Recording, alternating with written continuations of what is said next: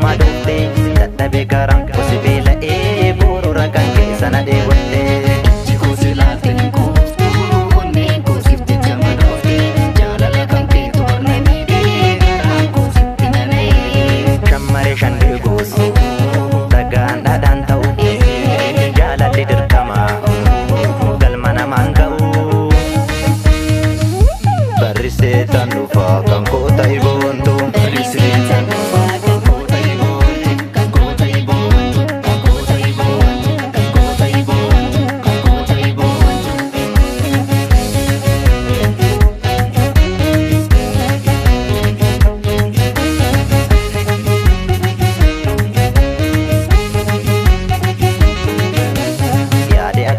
Naaf hin taane itti sabbataan ani garaa koo ittuu didee natti hammeesse obsi hangarraa hedduu dandeesse.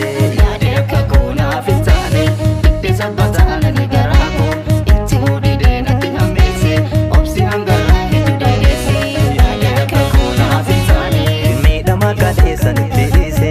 Yaade akka koo naaf hin taane dhiifama gootee bira darbeera. Yaade akka koo naaf hin taane naan ta'uu qofaasi maleen tolu. Yaade akka koo naaf hin taane meeqa dabarree hunda dareera. Yaade akka koo naaf hin taane ifatu jira dukkana keessa. Yaade akka koo naaf hin taane gaafa rakkinaa sumattan deessa. Yaade akka koo naaf hin taane itti sabbataan ani garaa koo ittuu didee natti hammeesse obsi hangarraa hedduu dandeesse. Ittuu didee natti hammeesse obsi hangarraa hedduu dandeesse. Obsi hangarraa hedduu dandeesse. Obsi hangarraa hedduu dandeesse.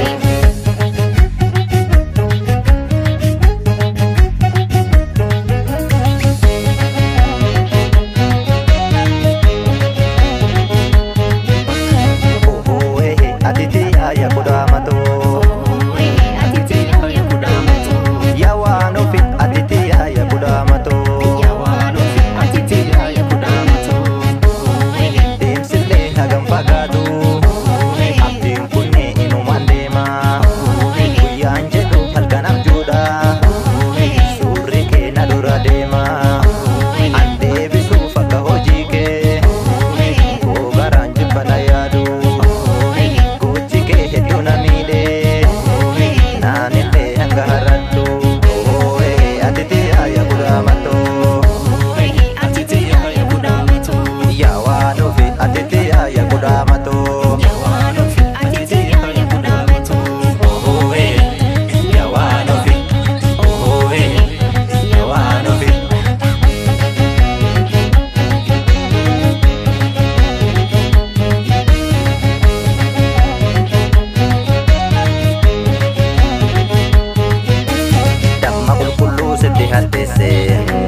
Jaalali kan koo soba fakkaate jibba jallataa sitti mi'eessa haa katu badee dharri addaate.